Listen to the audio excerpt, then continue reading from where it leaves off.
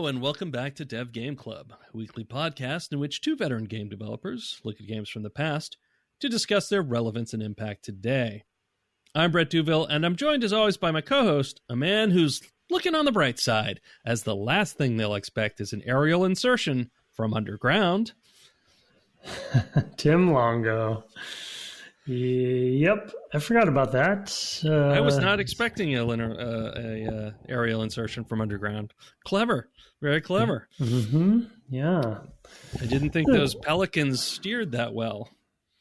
It's risky. It's a risky endeavor, but you know, if anyone can do it, Fohammer can. I think that was Fohammer. That was Fohammer. Do they just pick the most ungainly animals to be the names of all their ships? Is that just how it works? Is like, you know, the Covenant get the Ghost and the Banshee and I don't know what the tank is called, and the Wraith. Yeah, so they all get to, you know, they're phantoms. They can turn on a dime, whereas the Halo side of the equation, the Marines have warthogs and pelicans, and I don't even know, a pillar apparently.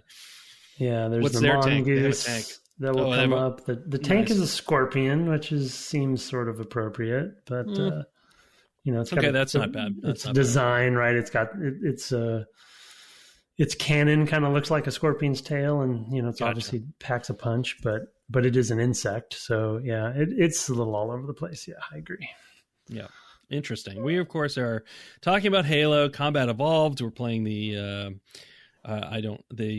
Anniversary Edition, Anniversary Master Edition. Chief Collection version.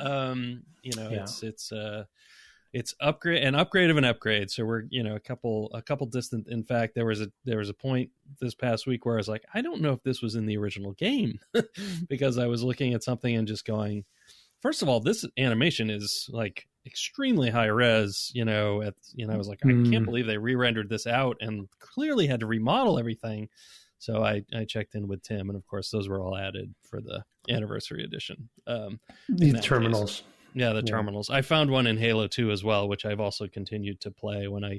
After I finished the section we're playing for Halo 1, I go, I could use a little more shooting, and I go and play some Halo 2. So I'm definitely enjoying that part of it for sure. So let's we might as well talk about the vehicles first, because I've just spent all this time discussing their names and nomenclatures.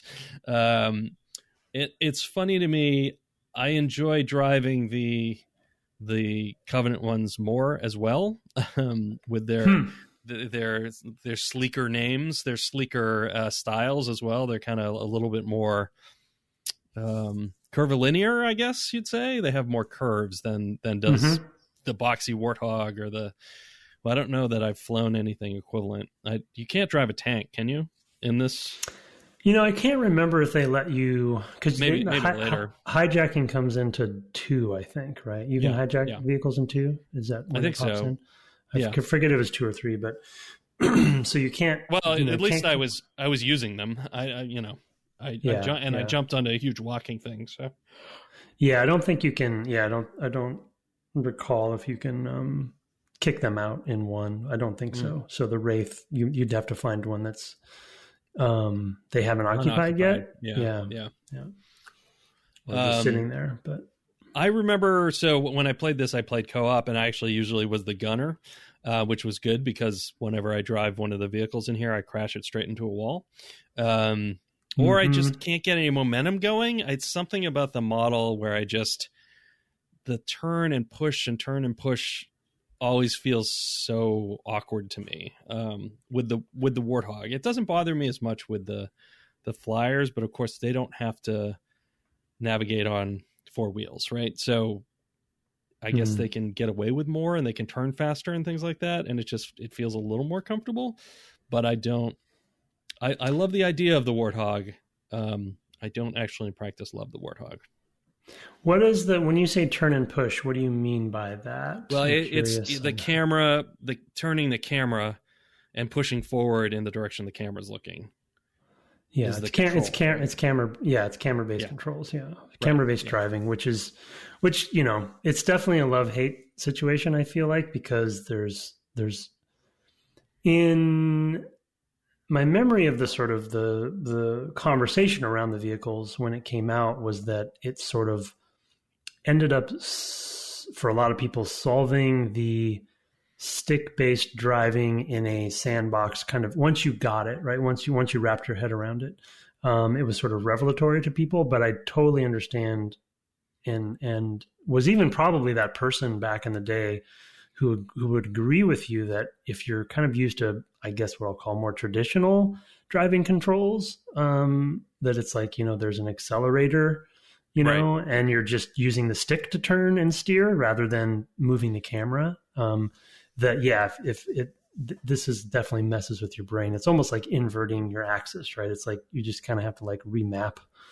But exactly. That's a good analogy, because for me, it definitely, all the time I'm fine. It's not so much the open spaces, which are kind of fine because it's forgiving, but because there's space to move around, and it's like, oh, I kind of messed up, but I can keep momentum and nothing's kind of getting a beat on me or whatever. It's when I get into the hallways, which of course is the first way you encounter the Warthog, right? You have to go through that section where it's like, go down this hallway, turn right, turn left, weird, and then go across a bridge, which is like, I was terrified. I'm like, I'm going to fall off this bridge. In fact, I did fall once in that section, fell off the side of a thing, because I just was there and I was like, oh, I should back up. I went straight over the edge.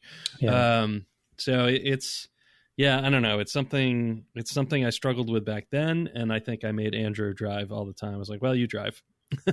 Yeah. So, The one thing I do like about it, though, that I've grown to love about it is the skill ceiling of it is I think pretty interesting, because it's so, the vehicles in general, but the Warthog more than anything else is so physics based. And, it does take some getting used to with the camera and relative controls. But once you kind of get there, there's a lot of fun stuff you can do with it, fishtailing and kind of coming around corners and, threading the needle on something or whatever it might be. It's again, similar to the way that Chief handles, to be honest, like his floatiness and his jump and, kind of how plodding he is. It doesn't feel like anything else. And I think that that's something that Bungie always brought to the table, right? Like they sort of charted their own course for a lot of this stuff.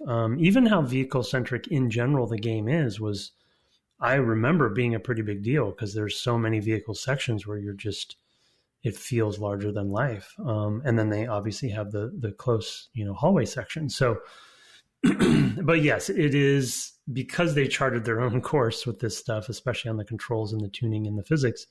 It means the learning curve is going to be weird for some people. Yeah, for sure. Especially people who are coming off of PC, who had games that had maybe more traditional sort of, directional, using the direction keys or what have you to steer. Right. Yeah. Yeah. I mean, I am kind of feeling a little afraid of the end of the game, because I know that there's a big, like, get out of here on the Warthog kind of section. And I remember that not going well for me the first time. Although Andrew was driving, I think I would get shot off the back and he'd just keep driving and I'd teleport to the gun, but it wouldn't put me in the vehicle. No. And so I'd fall to the ground and he'd drive away and then I would teleport again. It was quite ridiculous. Common co-op strategy. Yeah. I remember though at the time going, yeah, well, I'm glad you're driving, because I could never do this. Like, we'll get to the final cutscene, thank goodness, because I would not. So we'll see how it goes. We'll see when we get there. Maybe I'll switch to mouse and keyboard at that point. Maybe that'll be easier. Are you playing with a controller or mouse and keyboard? I'm playing with a controller. Yeah. Yeah. And trying to simulate the original experience as much as I can. Yeah. We should probably talk about the other vehicles as well. Yeah. But I was also, put a pin in the simulating the original experience part of that statement, because we got to come back to that. Well, I mean, even we didn't talk a lot about the second level, or I think we didn't get too far into the discussion last episode, but the second level, which is the first one you get to the surface of the Halo, which I think is just called Halo. is my arriving on Halo. You know, just the open space of it. And then having a vehicle dropped for you. I think they drop one there, or maybe there's one there. I forget the order of operations there, because Foehammer drops you, you know, Warthogs from time to time.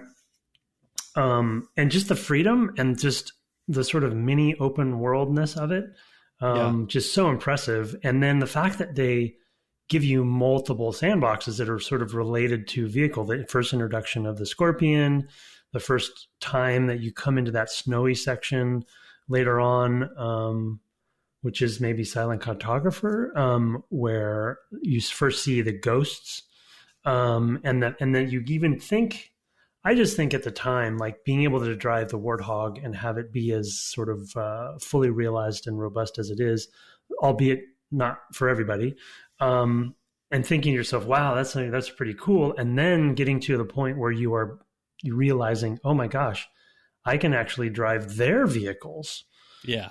You know, is just like crazy for the time. Yeah, it's a pretty cool moment. And the way that the ghost feels, you know, I really enjoyed getting to that point where you basically get one. I mean, it totally changed my strategy, how I played. The first thing I was like, well, maybe I'll try to kill off these tanks with it. And I'm like, no, screw that. I'll just fly to the other side of the map to move on.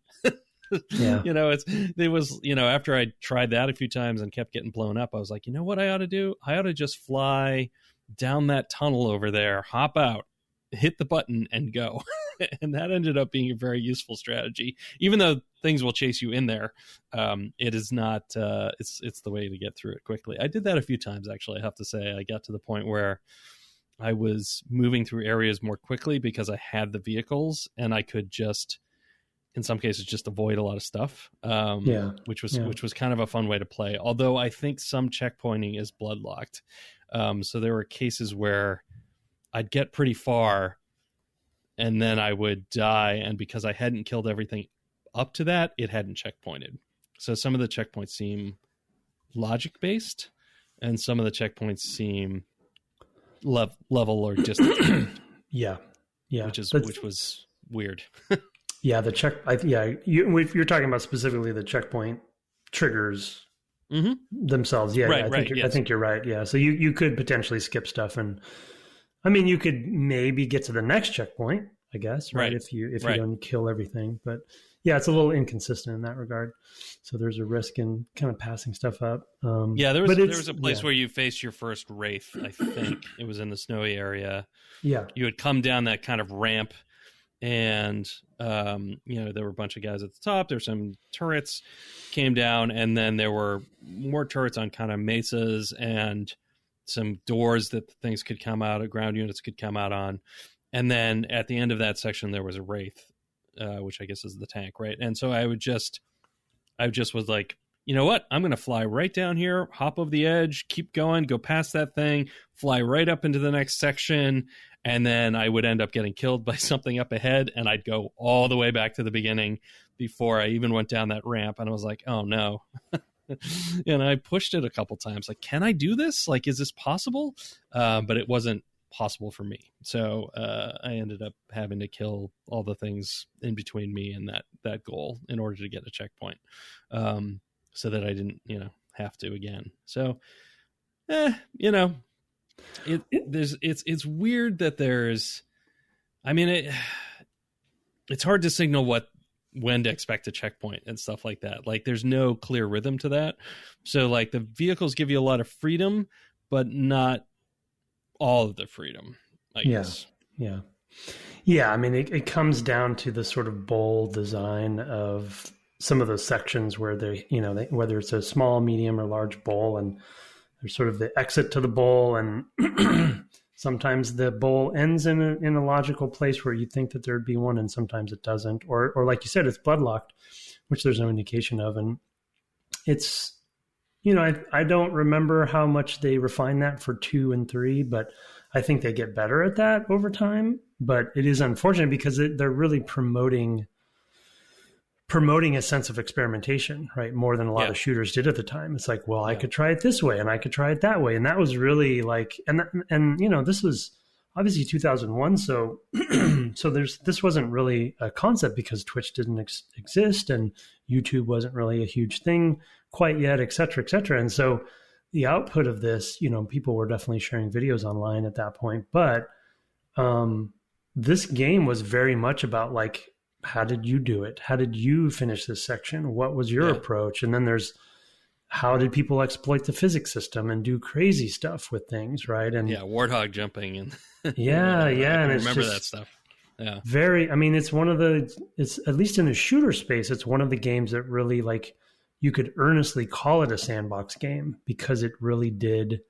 Then another example that I didn't mention in pre-show to talk about, but I'll just throw it out here right now is just how the enemies and even the Marines interact with all the sandbox items too. And eventually the new enemy that we'll talk about in a second.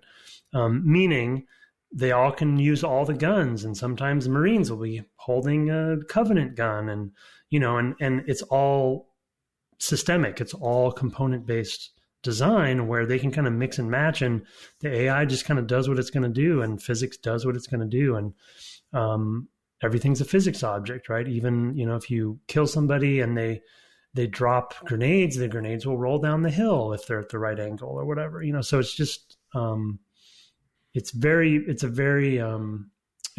a very scripted game, in that way. In the moment to moment, at least, right. The 30 seconds of fun as they coined. And you can see, I mean, I would say you can actually see the RTS influence on that because of course, where you build whatever, where you bring your dropship to drop in some guys, I guess is the most accurate reflection here, is really, really important to how a game like, I don't know, StarCraft plays or something like that. So, where you send your units to do stuff is really, really important. So I can definitely see that, especially in these open spaces, how much they embrace that chaos. And you can sort of feel that lineage there. I was thinking about that more, after we talked about it last time and had the sort of history. I was like, oh yeah, it makes a lot of sense to have these sort of little pockets where you see like their AI is doing their thing, which is probably just purely scripted in the sense of like, oh, okay. But in a, in a RTS, it would be, okay, they sent in a dropship and they dropped some guys here. And then you have that to deal with. And, so that's how they're deploying their resources here. I think those are all scripted, or they seem all scripted to me, but it still has the same sort of feeling. And having that freedom for yourself of like, where am I going to be and my group of units? Am I going to be using the vehicles to do that?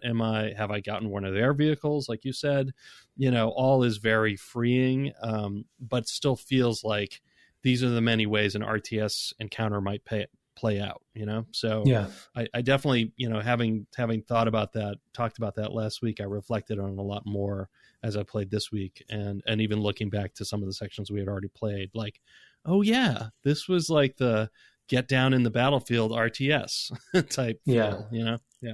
Well, the map design too, like arriving on the Halo, like that you could see that as an RTS map in a way, right? The way that it's sort of laid out, and there's sort of those bowls and tubes, and hub and spoke kind of feeling, and bottlenecking and those sorts of things, which we know they're doing for streaming purposes or what have you, but for the final game. But, and my memory of Myth, like it was very component based too, as I recall. Like there were dwarves that had different things that they were carrying, and there were, there was like a component based like mix and match, which, a lot of games do, of course, but yeah, you could totally see the progression of how they got here.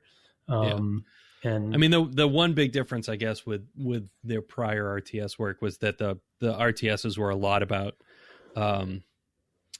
grouping, how you grouped your units. It was sort of small number of units RTS play. So it's like you would grab 6 guys and put them in this formation. Like you'd put them in a V, or you'd put them. So it sort of felt like an RTS mixed with Baldur's Gate, and like you'd have parties of that size that were doing things. So yeah, you'd send your dwarven sappers, and they'd go to a certain place and they do a certain thing, but you did them in a sort of like, what are they going to face? Do I want to spread them out, or because somebody's going to be throwing stuff at them, or do I want to tighten them up and put them in 2, columns or whatever to go where they're going? And that was very much a game about that. And here that is more about, do I want to come in solo with some grunts around me doing whatever they do, and I'm just kind of running around creating chaos. And the AI is kind of limited as far as that goes. It can be very useful, honestly, because the grunts are grabbing a lot of attention, and you can kind of circle around and be picking things off from the side because most of the fire is coming from the grunts, which is kind of gratifying.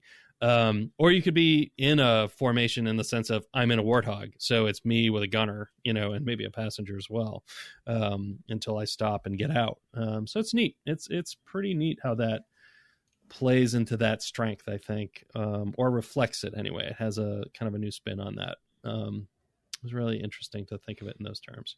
So yeah. Well, if you come into one of those vehicle bowls that are usually wider open because a vehicle is there, like for instance the one where you see the ghost for the first time, and if you just go into there and you just kind of watch what's happening as you come in, it's sort of like you're watching an RTS simulate two sides fighting, because you can kind of just let the Marines fight for a while and they will die and they won't and they'll kill each other, etc., and the vehicles will just fight each other, and you're just throwing one unit that you can control in chief into the mix, who happens to be super powerful. But if you were to just take a step back, like the systems will all just do stuff. You know what I mean? The AI will try to react. And the other example and clue of that for me is every time you do die, if you do choose to kind of mix up your approach the next time you take on a section, using maybe the outside of the pyramid section in, I guess that was the control, going to the control, Saul in the control room, maybe. I forget exactly where that happens, or if that's the end of the silent cartographer. But, that one that you mentioned, where you can get a Banshee if you're quick enough to get in there, but there's so many ways you can go about that. And, but when you approach it, you try one thing, you fail, you come in, you try a different thing, you fail, or whatever. Like, it just shows every time you go through, things will be slightly different every time, because the AI will do its thing versus, say, a Call of Duty or a Medal of Honor at the time, where things were fairly scripted, and bombastic and cool, but it was very much like, okay, I know that guy's going to be there, I'm going to take him out. I know that guy's going to be there, I'm going to take that guy out. And you're kind of getting, but it's golden path down to the bullet, Yeah. Yeah. And this is more dynamic, right? This is more like, okay, well, I know some people are going to start there, but depending on what I do, they might end up in a different place. So I gotta you gotta adapt more in this game. Which matches its lethality model, by the way, which we haven't talked too much about. And we should continue talking about as we go. But because of the shields and because of how much health you have, and because the shields recharge, it gives you much more of an ability to recover from your mistakes and to switch things up quite a bit, right? It gives you that buffer. And sort of that's always been a bit of the fork in the road for shooters as far as lethality model goes. This Halo versus Call of Duty being the two extremes, and what you get from both, has always been interesting to me, because I've really always generally enjoyed the Halo model more, because you have more flexibility, more slop in there, where you can really experiment and then fall back, and then experiment and then fall back, and you're just not instantly killed, by somebody. Yeah. Sometimes you are, but generally. Yeah, sure. I mean, one of the things I find I really enjoy is that I'm much more likely to experiment with different weapons. Halo really lends itself to it, and I'm doing that even more with Halo 2, where you've also got the dual wielding, and it's a whole thing. Where you're, it really opens up the possibility space in terms of how you're approaching things. Like, oh, do I want to drop this gun so I can use grenades? Like, that's what you're giving up with a dual wield, which is all super interesting. So yeah, for what it's worth. But I have found, like, you definitely get to a point in this game where it's like, oh, well, now I'm so far away from my buddies that there are no more weapons, naval, marine weapons or whatever, the AR or the pistol or whatever. So you're like, okay, I guess I'll try out this needler thing. What is that about? Or this plasma pistol, or I don't know what the energy rifle is called, but there's plasma rifle. Yeah, plasma rifle. There you go. So you're kind of like, encouraged to switch between those. And we were talking pre-show about triple click. They talked about how, or two of them talked about how, well, no, whenever you start running low on ammo, you should pick up a different gun with that, to swap that out before you're out. Swap it out to something that you have lots of ammo with, and go, which I think is, encourages the same sort of experimentation. Whereas, I don't know, that maybe harkens back to Doom a little bit. Doom, if you see it played full tilt, like the way Romero plays it, for example, is like constantly switching weapons. Like, just like I run forward, I pick up this thing that you put here for me, I use it till it starts to run out, then I switch to the next thing that you put there for me. Or maybe it's because it's a drop from one of the chain gun guys or whatever. It's very much a like move fast. Don't think about it. Just, whatever you picked up, use that. Why not? Use that for a while, and here because there's so many weapons dropped, you can make more choices and sort of get some favorites. Well, the concept that every enemy drops a weapon is also huge. I mean, not a lot of games at the time did that, really. Some did, and there's only really the hunters, I think, are the only ones that don't drop a weapon. And not only that, but you can see what they're firing at you. So you can make a decision of like, oh, I want a needler. I'm going to go, that guy's going to drop a needler. I think I mentioned that last time. But then the other thing is that the weapons themselves are fairly orthogonally designed versus, say, a military shooter like a Medal of Honor or Call of Duty, where they're kind of all versions of ballistic weapons for the most part. And because the lethality model is there, it's like really range and rate of fire are the only kind of things you're worrying that much about. But here it's like, and I don't know how much you fooled around with the plasma pistol, but the plasma pistol is, I think, one of the needlers, maybe one of my favorite guns of all time. But the plasma pistol, I think, is one of the best designed guns ever for a shooter. Does that pop the shield guys quickly? Yeah. So if you charge it up, well, you can do it with just repeated fire. But if you charge it up and you hit them, it'll instantly pop, and then you go in melee or whatever. So it's like. And the thing is it's their weapon. You're using their weapon against you, and it reinforces the damage model side of the game, right? Where plasma-based weapons are good against shields. That's why those guns are good against you, because you have a shield. So it's like just really like on the surface, it seems like there's a lot. It doesn't seem as complicated as it really is, in my opinion, as a shooter, because it's, if you kind of just on paper, it doesn't seem like a lot's going on, but actually if you go a little bit deeper, it's actually really in pretty deep design and interesting design in a lot of different facets. Well, and I think that there's a reason why people, and you might say this of the last game we played as well, that Legendary is the real game, right? That when you're playing at a level where you have to actually make those decisions, I mean, I think that's what doesn't happen sort of in the lower levels of difficulties. You kind of can just like bowl through, like any weapon combination will probably be fine, with the exception maybe of my pyramid approach. You're probably going to be fine, right? You've got a somewhat heavy gun. You probably got some kind of pistol, and you're just going to kind of be able to bowl through because you've just got enough ammo to even take down a shield with just pure ballistics or whatever, and just kind of or good shooting. There is also that skill ceiling. Like if you can shoot the little gap, in the shields, you also, one of the things that the game does, the anniversary edition, is that there's lots of achievements that are telling you, oh, this is what you just did. You just did pinpoint or, whatever. There's these different categories of shooting. So it kind of explicitly reinforces what's happened, which I like and don't like. But I was sort of seeing, even without that, it's like, oh yeah, I just got a shot in here. I can do that with this weapon. Versus, having the plasma pistol, and usually I'm a repeat fire guy because if I charge it up and miss, I'm super annoyed. It's not easy, to execute. But I can see how that lends itself to high level play, and certainly I can see like, oh, I see why the multiplayer of this game was so prized, for years, right? I mean, for a long time, and with Halo 2 really setting a high watermark for what multiplayer meta and tracking should be as well.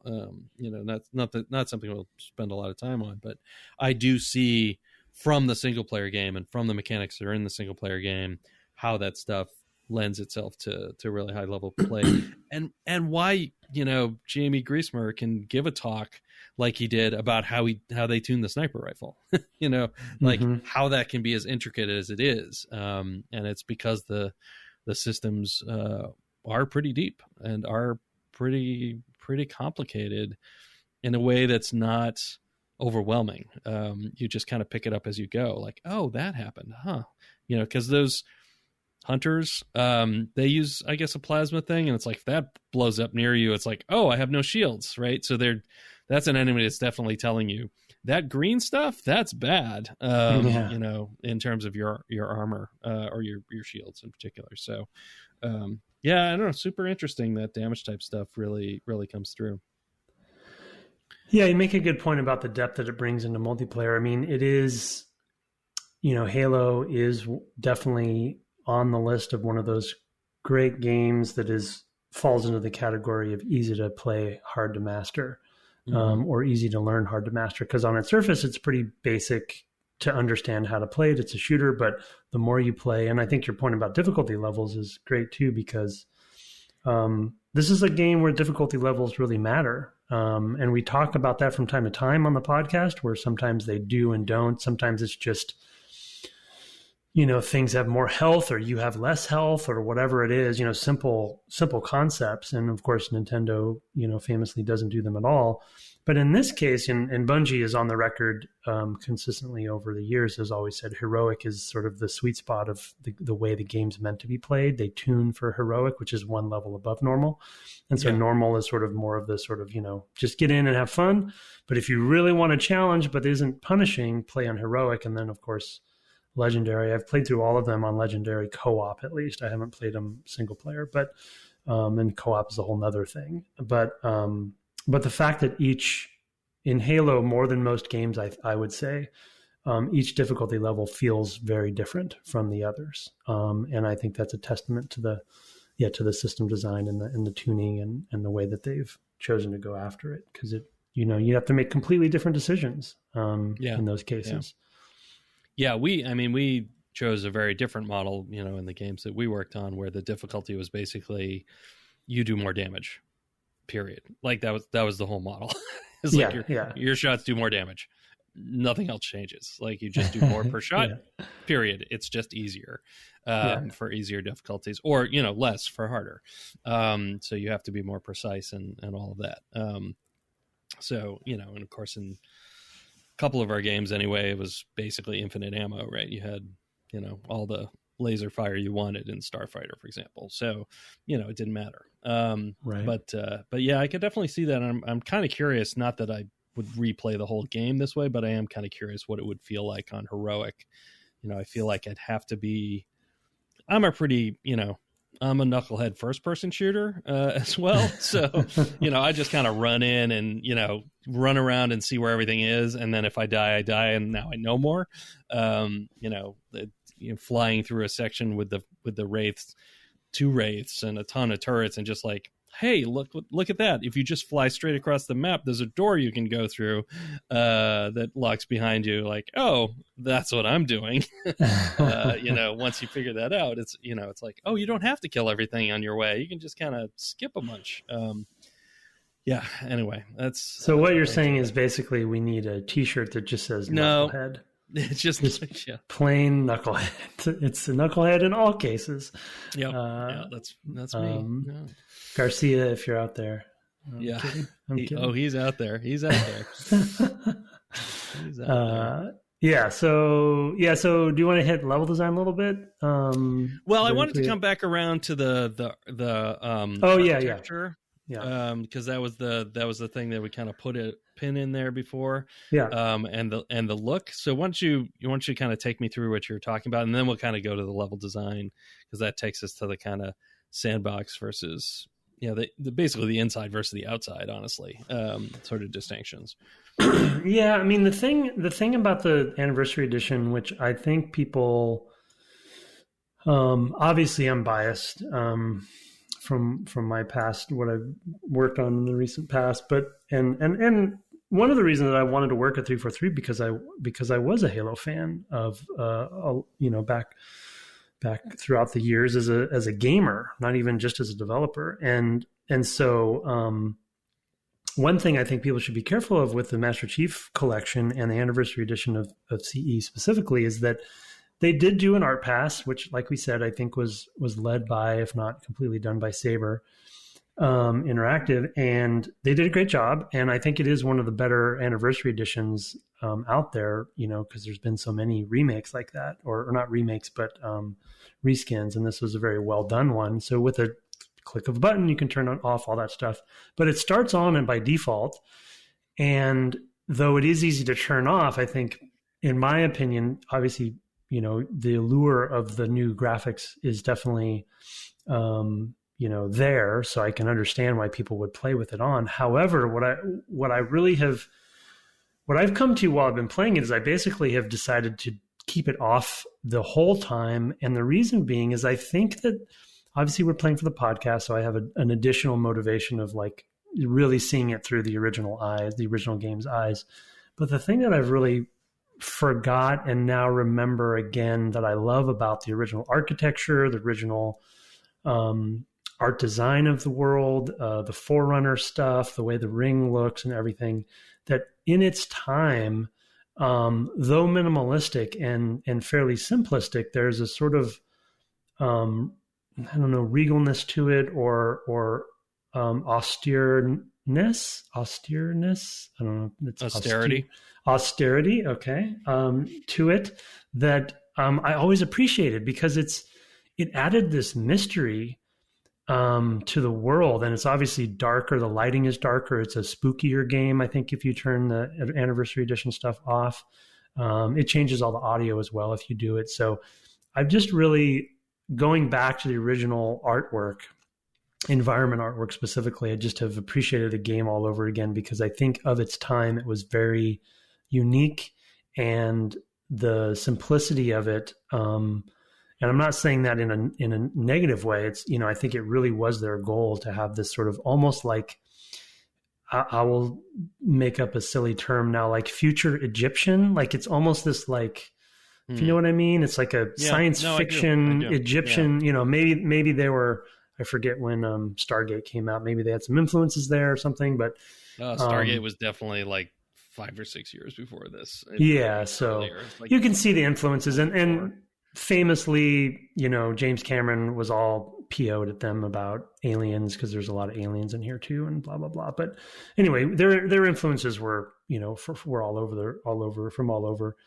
But I do think they still created a pretty unique set of environment art that I think that the polishing of it up was nice, but for me it's been better to go back to the original. Yeah, I mean, I would say it sort of makes me think of brutalism, but not brutalism from the sense. So I don't know if you know this, but like brutalism, the origin of the term brutalism is not because of it being brutal. It's because the word for concrete. And we have to look this up because I can't remember, but it's based on concrete, like the word concrete in French or something is where brutalism comes from. I did not know that. Yeah, so it comes from that, and it's because of the materials you use. You construct things a certain way, and because you're constructing with concrete, you get a certain look. And I feel the same way of using these sort of, I don't know if it's supposed to be titanium, but like this, very very strong but lightweight metal that you can build these kind of soaring, elegant structures. The Egyptian comparison is a nice and interesting one. Of course, there's a pyramid in this section as well that we played. And once you get into the interior, you can also imagine like I'm in an Egypt where they built all the flooring out of metal rather than individual blocks that had to be placed by slaves, right? It's like they actually just wove out or rolled out or did whatever they did, or robots, or I mean, I don't know, but like, but you have this sense of like it was built from some principle, right? Yeah. That, because they had that, the principle, whatever the materials basically, and whatever the mechanics were of building it, you get the sense of like, oh, this cohesively goes together in that way. Like there's even a sense of like, you can almost feel the level designer in that sense of like, I'm going to pick up this chunk and put it down over here, and I'm going to rotate it 90 degrees. Like it almost feels a little, I don't know, like playing a tile-based board game in places. Unfortunately, that's kind of the weaker part of the interiors. But it has that feeling of like, well, of course you would, because that's how you're building it. Like you have, you maybe have robots building it or whatever, but you have like, like all of our doors are the same height, right? You just have standards, and so things get, here in our real world, the manhole covers are all the same size because, they all get built in the same place, right? And they all have to fit the same thing. The real problem of switching to metrics in the US is not that we couldn't do it, although I'm sure there'd be huge pushback. It's that all the sizes would be weird. So you'd have to remake everything, and we're a big country. So it's like, it's not easy to do that stuff economically. Yeah. Anyway, point being, like, I definitely feel that playing it, and I've not been playing it fully in the, the original art. But I have been sort of spot checking, like whenever I'll go into an area that feels new and distinct, I'll just hit the button and play for 30 seconds and then hit it back just to get a sense. And I do definitely feel that. I love the beauty of the exterior areas, but I actually think the original interiors look better in a lot of ways. The new version interiors are too busy for me. I guess I should have said that earlier too. Yeah, that they added obviously textures and stuff that's really all they could add. Yeah, pixel density, really. Yeah. And so I just like I like that it wasn't as noisy in the old version. I mean, you mentioned brutalism, but as a tiny tidbit of behind the scenes, Nick Bouvier, who's art director for Infinite, and myself in early days of Infinite, we talked a lot about brutalism because of what our goals were for Infinite, and kind of returning to some of that stuff that was classic from this game, from the one we're playing from CE. Yeah. And I think that it really feels like that to me architecturally. Is like, it's not brutalism because they're not using concrete, but it's got the same materials inspired aesthetic that I think is really strong and holds up. The large, simple shapes, and I think the other thing that I really remember loving about the original artwork is, and I don't know, they didn't really know all of it at the time because sort of famously the lore kind of evolved over time, but this game brings a lot of mystery to me when I'm running through like the control room or whatever it is, the interior, where you're like, wow, I'm below ground on this ring world, but there's these huge vistas and these like this bottomless pit that just goes down and down. So you get this sense of scale that you really don't get in a lot of shooters of the time, especially on console, GoldenEye being like one of the most popular ones before this. And you're just like, you just have all these questions, right? Mystery about the Forerunners. Like Cortana finally mentions the Forerunners, I think, in this section we just played, which I'm not going to get stuck on the lore stuff, and it doesn't even matter. The point is there's somebody built this, like you said, right? There's some purpose here that you're unraveling. And in the first one, and I think why it's maybe the best one in this regard, is that the explanation of all this stuff is very light, right? They don't give you a lot of information about how it's here, why it's here. They give you the broad strokes. And then I think, unfortunately, as the years go on and the products go on, they get more and more into the lore. So it sort of like gets a little bit too dense, with proper nouns. But anyway, yeah. It's also funny to me playing this, this whatever edition that we're playing, collector's edition, that the order of them is different. Like, it's not Halo 1, Halo 2. It's not the release order when you go to the missions. No, it's chronological. Like, it's chronological. I'm like, please don't do that. Like, now I'm all confused. Yeah. You know, and Reach is up first, is what you mean. Yeah, Reach, I guess, happens before all and I don't know anything about that, but and I don't care. But to me, well, this is why I don't care. I mean, why I want it to be in the order that it came out is that's the order in which the story was actually told.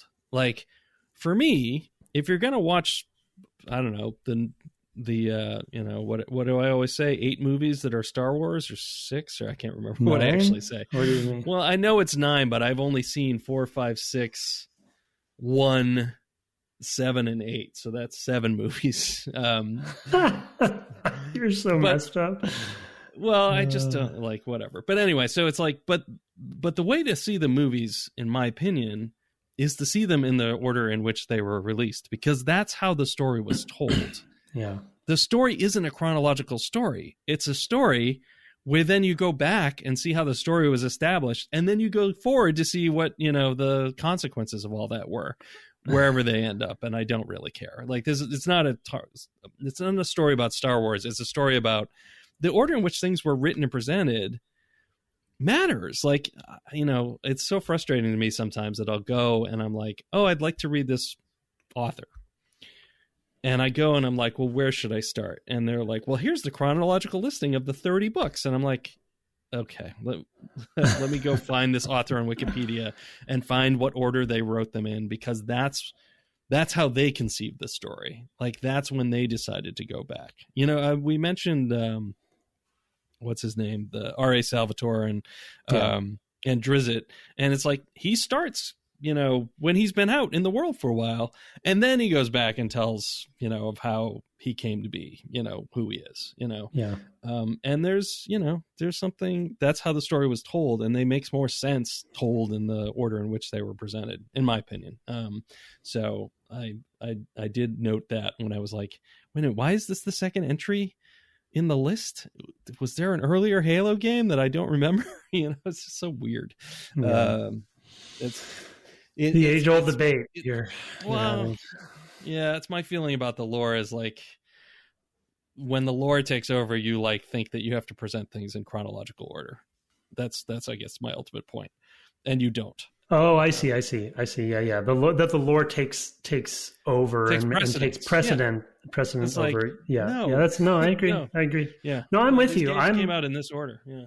I'm in the same camp as you, but I just am joking that it is sort of an age-old debate, right? We were just talking about Star Wars today at work, right? I don't know if you caught that thread. But I did, yes, yeah. I have a coworker whose kids, you know, I asked them what order they watched the Star Wars films in. You know, I'm always curious about that. So yeah. In my case, my child will never watch any of them, so it doesn't matter. But anyway, it's and then having Reach up front is definitely, for somebody who knows nothing about Halo, I do think it would be the incorrect way to play the game. So if you buy the Master Chief Collection, you're like, I'm gonna learn about what all this Halo stuff is about. Of course, if you have Game Pass, right, you're gonna get it for free essentially, and so there's no guidance, and then you jump in and you play Reach first, and you get the story and you get the lore, but the mystery is not there, right? Like, you don't get the rolling out of how things were revealed. Yeah, and I actually think Reach plays as a good post-prequel game anyway, because it is a prequel to CE, but it came out last, and so from Bungie's perspective. And so it actually was placed really well, because it makes the previous games sort of matter more in a way, because Reach is all about basically sacrifice. And so, you're totally right. So anyone who doesn't know this already, don't play Reach first, even though it shows up in the play them in release order. I think it is the best. Yeah, agreed. Yeah. Cause one is very much about mystery, about what the hell's going on. You know? And one, they'll mention things and you don't know what it means. And there's a certain extent to which, like, sure, there's a certain amount of, you know, pronominal soup where you're just like, well, nominal soup. Anyway, where they name all this stuff and you're like, what's that? But they're also, and this is something that Bungie does in general, and I know it's very true of Destiny. I played the first Destiny game, the first part of it. And it's like, oh yeah, they just throw a lot of like one word names at you. Some of which we were talking in pre-show, like Ghost and Monitor or whatever. They just kind of throw these things at you, and you're kind of like figuring out what those things mean. And because they keep them kind of light and archetypal in this first game, you can see where there's a lot of space to backfill, but you also, like you said, you have that mystery because all you need to hear is Forerunner, and you go, oh, well, what's that about? The Covenant, like it's not some deep thing like in Halo 2. I already know there's apparently maybe factions of some kind. Like I'm already like, okay, I don't care, like, and because I'm who I am, right? But I could get where a lot of people would be like, oh, that's neat, that's interesting, and I like how that deepens this or whatever. And I'm just like, I don't know, let me shoot some more things. It's a kind of a problem when I'm fighting Covenant, but I am Covenant. I'm a little confused. Because it's like, which ones are mine? I'm always hitting my own guys, and they're like, hey, watch it, or whatever. And it's very entertaining, but especially those little grunts. But yeah, anyway, I thought it was worth pointing out, like, that they use these kind of big bombastic terms. It's sort of like you mentioned, Cameron, earlier, like making a really huge ship that the aliens are in and not explaining any of it, in Alien. Just this enormous thing.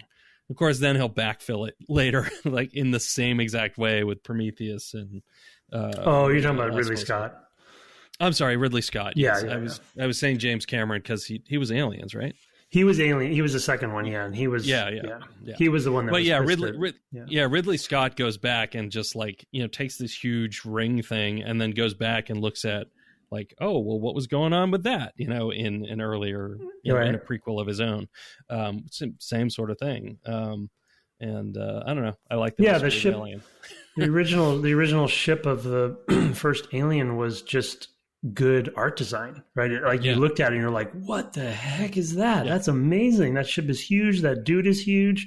I don't know what that is. And you have all these questions, and then, don't over explain it. Just maybe throw something in there cool later, when somebody comes back to it. But, it's, I mean, I love this stuff, and have been a part of both messing it up and doing hopefully some interesting things. And it is a slippery slope, and it's always hard to, especially with a storied franchise, in a couple cases I've worked on, it's like what to pick and choose to focus on, and what to, what is important, what's not important.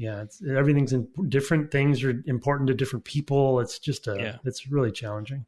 I mean, to some extent, that's why I'll always prefer a reboot to an ongoing, just continually ongoing series. Like, it's the same for me. We were talking about Resident Evil pre-show as well, where it's like, I don't really care how this connects to all the rest of them. I like the reboots that are happening in play, like RE1 this is why you RE4, like Final Fantasy to RE7. Yeah, I mean, Final Fantasy doesn't, almost never retreads the same stuff, but has familiar, and they sort of evolve the play or change the play. And so there's like a dialogue of the design with the prior games, but not having to carry all the weight necessarily of what happened in them story-wise. This is a big revelation for me. I think I finally get it, because every Final Fantasy is the Final Fantasy, so you don't really care. You're like, this is the last one. Oh, that old joke. But I mean, it's a good point. I mean, there's a heavier burden when there's something that goes on and on and on, and I definitely feel it, because, I have that sickness where I have a really hard time starting anywhere but the beginning of any series that I haven't interacted with yet. So it's like, I'll have to go all the way back to start over. And of course, because of that, I'll never finish. I'll never get up to, I did that. The most recent one I did that successfully with was the Witcher series. I did go all the way back. I played all the way through, and I got to 3 and I played 200 plus hours of 3. So I succeeded there, but like that was the only one in the last 10 years that I was going to say exception that proves the rule. Yeah. It's not like you've gone back and played all the intervening Marios since we've, the one we played on the cast, right. Or whatever. And certainly not the finals fantasy. We should move on. I want to also talk about the level design, especially as we go into the interiors and come out of the interiors, I guess, is really the issue there. And then maybe we'll finish with the flood before hitting email. So I definitely remember at the time, the big touchstone of the game was finding 30 seconds of fun and repeating it. That was kind of the lesson, and what they kind of touted is like, we found something that was fun 30 seconds at a time and just kept doing that over the course of, a lot of hours. And when you measure it in 30-second increments, it feels like a lot. The thing that didn't work for me as well, and especially the part where you get to the flood, is that you go all the way into this place and come all the way out, and it starts to feel very samey. I love the intro, like you're in this swamp. It's kind of brief, but you're in the swamp. And so coming back out into that was interesting, but like going into this thing, going down further, finally coming to the cutscene where it's like, oh man, they're all around us. It's very Aliens. I can see why Cameron would be ticked. Well, it's complete with the helmet cam footage, right? Yeah, exactly. Yeah. It goes all the way there. But coming out of that space, even having been through it, I was constantly lost. I was constantly like disoriented. Yeah. Not because I was afraid, but just because I come into a room. It's like a lot of other rooms I've already seen. I've just exited a hallway that was like all the other hallways I've seen.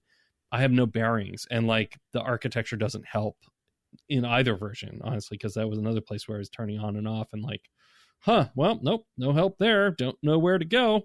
There are some places where like some green lights turn on, I guess, like you're, and that helps going in, but coming back out, it's very hard to keep track of that stuff in your head, which, I can imagine probably would be. I mean, if that was what you were actually experiencing, it would probably be like that. But by the same token, I was like, I don't like this. Like, it's not, doesn't feel like this is the experience. It doesn't feel like that's what they're going for, that they're trying to make you feel lost as you come out, No, it's a lot of more than I owe every time I play the game, obviously, which this is multiple times. I'm not sure how many, but I always forget about how out and back it really is, like how reach-ready of a game it is. So you go in and then you come out same way. So it's obviously good reuse of space from a development standpoint, but not as interesting for the player, other than the fact that they have nailed the 30 seconds of fun. And so I could be in a square room and have fun, and I could be in a cube and have fun with the game. My problem is what to do after I've had fun in that room is like, oh, now I need to go find the next room where I'm going to have that fun. And that's the part where I get stuck, right? It's not that I'm not having fun in the rooms. It's no, I know what you mean. The navigation is tough for me. Yeah. Well, and it's overly, like, I'm a big fan and often promote modular construction, and it can be a bit of a debate on development teams because of what happens in this game, where they went so modular and so repetitive that the interior spaces are very poorly landmarked a lot of the time, and you just get turned around really easily, especially now that I have the art turned off, right? I'm playing with the original, and the arrows on the floor do help sometimes, but if you're going out, the way you came in, it's like you're got to remember which, et cetera, et cetera. And the other weird thing is they have waypoint system that they use from time to time in some of the missions. And I don't know why they just didn't use it. Maybe they ran out of time or something to implement it more, but they could have very easily just waypointed you through. But this was back in the day when we didn't maybe know all this stuff. And we're about to hit the worst level of them all in the next session. Yeah, the library. It's pretty notorious. Yeah, I remember that. I remember that with Andrew. Yeah, I hope they didn't. I have a vague memory that they might have done something for the Master Chief Collection. I'm hoping they didn't change so we can really experience it. I have to look that up. I forget. But anyway, a lot of repetition, and and mostly in the interior spaces. That's why I feel like the exterior spaces almost were, like we'd have to obviously get this confirmed, but I feel like, so we I don't know if you remember Mike Wu from LucasArts back in the day. Oh yeah, Mike Wu? yeah. So sure, he was an environment artist on this game. And when he left LucasArts, he went to Bungie, and I remember him telling me a story that I feel like environment art was very heavily, and I obviously could get this wrong, but I feel like environment art was really heavily driving the spatial design of the spaces. So it's not maybe this traditional sort of like level design owns the gray box and then they just art on top of it. I think environment art was really like making, like the pyramid is a good example, right? Where they just made a cool looking space that fit well with some of the gameplay goals, but it wasn't like down to the polygon, right? This was the design, the level design. So that's why I feel like there's such a disparity between the exterior spaces and set pieces like the outside of the pyramid and then the interior spaces. You know, there's some interesting rooms inside, but usually it's like these component rooms that they copy paste, that you see a couple times. And so it'd be interesting to hear how that was constructed. But. Yeah, I think it's a granularity problem in some ways. Like it is room based rather than like piece based. So, in Skyrim, for example, or Fallout 3 or 4, and other Bethesda games, you're taking pieces that fit together well, but you can make literally any kind of space out of those pieces. Yeah, the kit bashing approach, which is at a lower level of granularity in terms of how you put those pieces together than this feels like.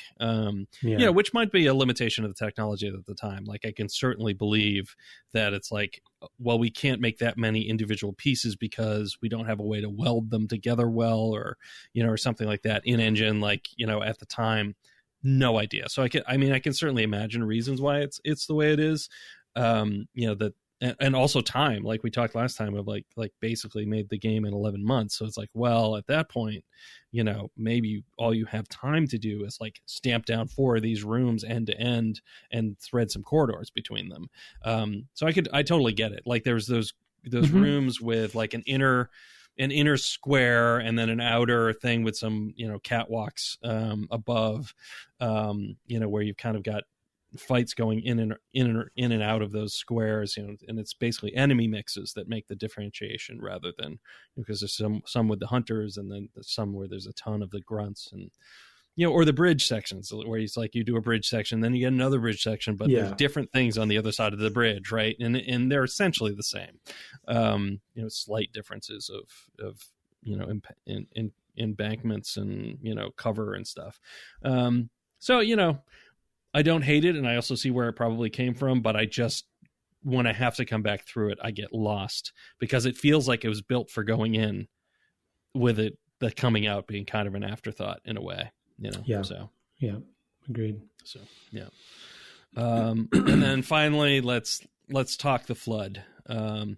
My favorite album of 1990.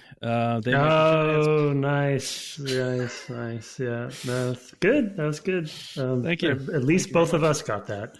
I'm still hoping at some point we'll not be in this and I'll be able to see the 30th anniversary concert that is now 2 years late. Oh wow, yeah, that would be great. I had tickets for it. I was going in 2020. Yeah, and then of course it got postponed and postponed again, and at the rate we're going right now, it'll probably get postponed a third time. So who knows? The 33rd anniversary of Flood. Anyway. They'll make a fun, they'll make fun of that in some way. And the funny thing is that I feel like there was a lot of crossover with the first reschedule was going to be May the 4th of 2021. And I was like, oh my God, that is a big crossover crowd, I'm sure. Anyway. Brett and Tim's ages, setting that aside. Yeah. What are your thoughts about the Flood? I have 2 minds about the Flood. Well, I mean, obviously very tropey, right? And kind of mishmashy on zombie aliens kind of thrown together and very derivative of other things. The thing I will say though is, and there's actually, I think it was a recent Polygon article. I forget where I saw it. I'll have to look. Could have been GameIndustry.biz, but there's a recent article that somebody wrote about how Halo, and it's because Infinite came out, I think, or obviously, where Halo is best as a horror game. Is I think was the tagline or the byline, and the reason I bring that up is that I think the thing I love about the Flood is, and I remember back in the day, other than it being, zombies in space, etc., is this sort of the surprise of it. Really, the thing about Halo 1 for me was that it was one of the best, especially in the shooter space, one of the best onion layer games for me of all time. Meaning, with every couple levels, there was a new layer that I just did not see coming. And I kept saying to myself, I remember as a player saying like, wow, they can't do anything else. Right. And it's like, what else are they going to do in this game? And then all of a sudden the Flood, right? And so we mentioned the vehicles right before, we mentioned sort of some of the layers of the Covenant. And then now you have the Flood, and there's even going to be another enemy introduced in a bit. And, and then with the Flood comes this concept that the Covenant, who has been your enemy up to this point, also is fearful of something, right? Right. And so now you have this cross-faction and that they maybe fighting. had a point. They maybe had a point why nobody should land here, Yeah. And so the Flood is very alien. Right. The Flood is a personification of the danger, right? And also, as we will find out later, the purpose, the possible purpose of the ring itself. And so it's sort of just a whole neat, like, physical manifestation that fits within the sandbox. There's some slight enemy changes that happen, especially with the little guys. In the control room level, though it is a retread to get out, at least in this case, when you're on your way out, you're now fighting the Flood versus on the way in when you were fighting the Covenant. So there's sort of this flip in this, and essentially it's like a nice binary, like, okay, everything's different now because the Flood has been released. Yeah. So I do really like that. I mean, I do really appreciate the aspect of, there's a million of these things. Like there's a great introduction sort of video where you see the first, people coming. I think it's Sergeant Johnson, and maybe Keyes is there as well, kind of coming in, and Jenkins, poor Jenkins, whose helmet you pick up, and like you get this little story. It's very like, oh, this is how we got to. This is why you're seeing that blood splash over there. Basically, you've come into this room. And then you just have them, they're coming from every monster closet that there could be, right? It's like, this door opens, a ton of them come out. This door opens, a ton of them come out. And I do really like, I mean, I think the Flood's a great name in that sense of like, there's just a ton of them, and no individual is going to be a problem. There's just a lot. And it feels like, now the fact that you're like doing a lot of burst, it feels like being in Aliens. Like I said, I can totally see why Cameron would be pissed, because it's like, oh yeah, it feels like, oh my god, man, they're all around us, etc. Like, you definitely want to pull back and nuke it from orbit because it's the only way to be sure. Well, that's exactly what's going to happen. That's what's so funny. It's like, anyway, but I do love the tonal shift. I mean, there is, and I think especially if you turn to the original art, it does feel more like some horror elements start creeping. The audio for the Flood is great. I still have all of the audio in this game, as soon as I play this game, like comes rushing back, because I feel like I've memorized, even the Covenant, right? Like the way that it all sounds, and the Flood audio, and then the music is great in this section. And then the creepiness of it. You get the shotgun, so you're like, I don't know. It's just, they check all the boxes. Shotgun, perfect with the zombies. Yeah. It's like suddenly I have a shotgun. It's exactly what you want. It's not even, it's like, I'm just trying to switch to it to use it for the big guys, because you don't have tons of ammo for the shotgun, it feels like. No, same.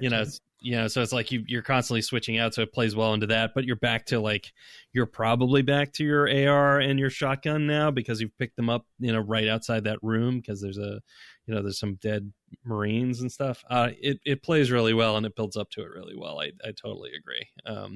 It's sort of like they're trying to keep you from going in there.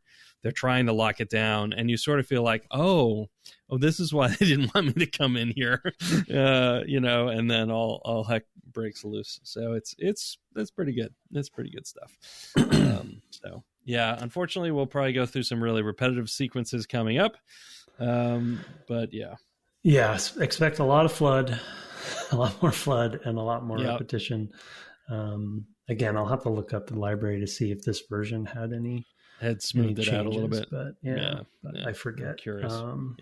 How that played out, but and we met Guilty Spark at the end. Obviously, a significant figure. 343 Guilty Spark. 343 Guilty Spark, which was the origin of the name. I did not know that. I was like, the number is actually also the origin of the number is related to the address, Bungie's original address for their building. So that's right. I didn't know that either. That's good. That's hilarious. Nice. Okay, let's move quickly to email and stuff. We're basically going to finish this game, I guess, for the next pod. I think so. I don't think there's a ton left, and we're coming up on holidays, so we should have enough time to do that. We actually didn't talk about whether we'll have one next week, but we'll talk about that off air. I don't see why not, but maybe, I don't know. Yeah, I'm up for it. I mean, we're okay. I don't know what your schedule is. We can, okay. We should. I'm definitely around. So I didn't know about you. Okay, cool. So next week we'll try to finish this, and maybe for the new year we'll try to do our end of year thing. I think we will. I think it's pretty likely that we can get one, maybe two guests for Halo. Yeah, that'd be good. That'd be great. Let's turn to email. I sent one over to you from Calamity. This was sent to devgameclub@gmail.com. I'm going to queue up the second one because I think it's a bit Calamity. Yes. Okay, the time I worked on an official Halo game from Nolan. Hello, Game Club devs. Oh, he's clever. Tongue twister for me now. It is I, Nolan Filter, aka Calamity Nolan, with a story about my experience working on an official Halo game, though I never worked for Bungie/Microsoft. Back in 2011, I started working at an augmented reality location-based mobile gaming company. Wow, that's impressive in 2011. They had a reasonably successful paranormal activity game where you walked around to fight ghosts in the real world. Think Pokemon Go, but years earlier. A gimmick like that got major brands interested, namely Microsoft. They wanted a tie-in game as part of the Game Fuel campaign for their new flagship title, Halo 4.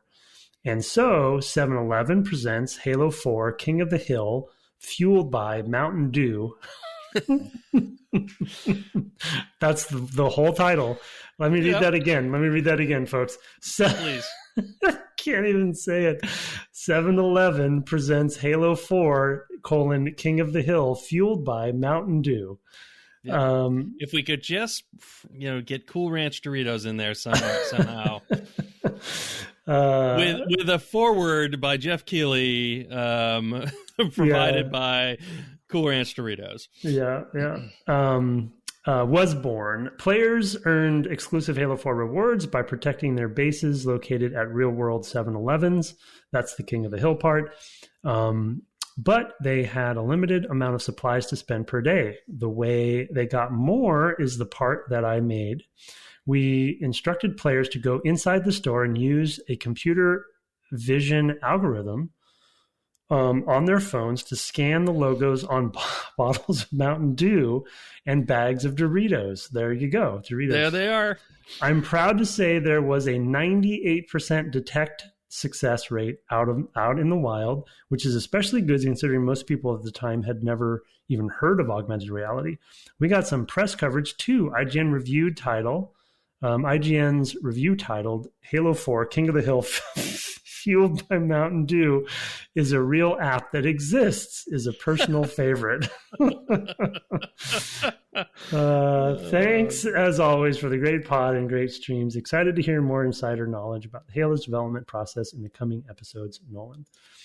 Wow. Calamity, I didn't see that one coming. Good one. Yep, that's a good one. I do remember this campaign, though, for sure. And 343 talked about it. I even read this email and forgot he had Doritos was in it, so that's where I am. That's how long it lasted in my brain. Wow. Yep. I have one here from September of 2019. Sorry to be getting this so late. It's from Tim. The subject is Halo Combat Evolved. Tim knew something. Hi, guys. I've been enjoying your coverage of Doom recently, a game I missed out on originally, perhaps appropriately, as it was in my first few years of school when it emerged, though I did encounter Wolf 3D through a friend. Last year, I happened upon an original Xbox in a charity shop, and after dusting it down and buying the necessary cables and controller, I've been enjoying exploring the back catalog. I'd initially bounced off Halo Combat Evolved after about an hour, but I wanted to know what all the fuss was about.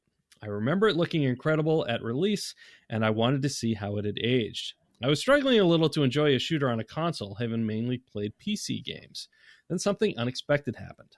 I put on a pair of headphones, found myself suddenly completely immersed in the game.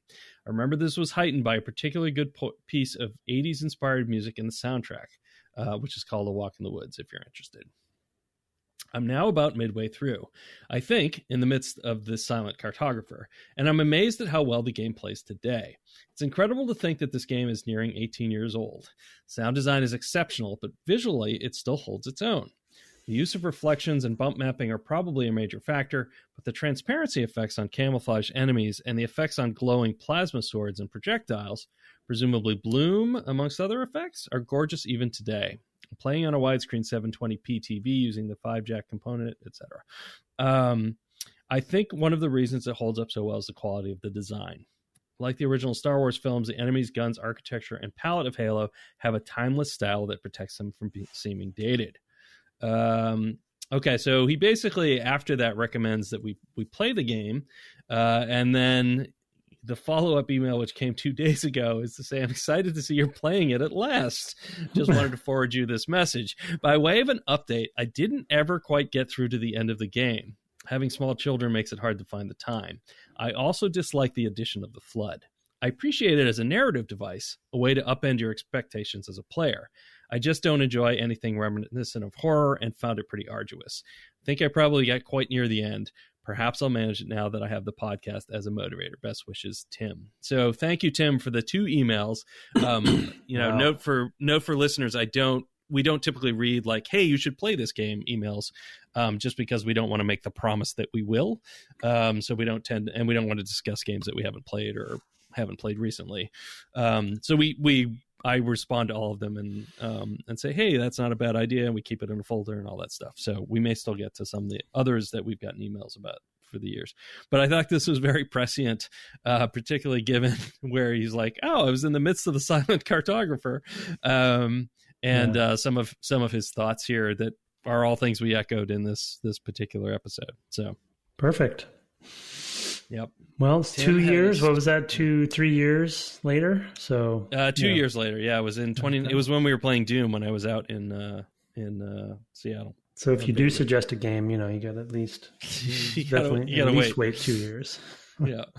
But then re-forward the email because I'm not going to go back and look for him. But thank you, Tim. I mean, I could see where like this turn, if you're not a horror person, would be like, ugh, I totally get that, and that's an interesting twist of expectations, and it's not going to land with everybody. But yeah, we also touched on the kind of timeless look, which I think you're totally, both you and the Tim I'm speaking with are totally on board about, totally right about. Yeah, and kudos to him for playing on the original box and stuff and getting that all set up. Obviously, for this podcast, we always appreciate that and for sure try to do it when we can. So it's fun. Yeah, Master Chief Collection is so accessible. It's hard not to use it. I was going to say, I have the Xbox, but I don't have a copy of Halo lying around, so I was like, I'll just buy the thing. So yeah. Okay. Well, that's our show. I know you got to go stream, so let's get to that real quick. You can find us on the web at devgameclub.com or on Twitter at devgameclub, where you can also find my co-host at Tim Longo Jr. with the JR at the end. As I just mentioned, he's also twitching at that location, twitch.tv/Tim Longo Jr. with the JR at the end, and he's playing Resident Evil 7, which I gather is fairly terrifying. It's the worst. Yeah, it's just the worst. It's like, let's make his Resident Evil game where you can't kill any of the enemies, or at least the main ones. It's like, brilliant. I mean, I know that's a whole Nemesis thing anyway, but yeah, so I've made some progress, and I'm still terrified, but I am very impressed by the game and look forward to it. But yeah, definitely hard. Yeah. I may watch a little bit tonight, because why not? Our intro and outro music was written and performed by Kirk Hamilton, commissioned by friend of the cast Aaron Evers, and our logo is, of course, by Mark Garcia. Have fun swapping out your weapons this week, and good night. Good night.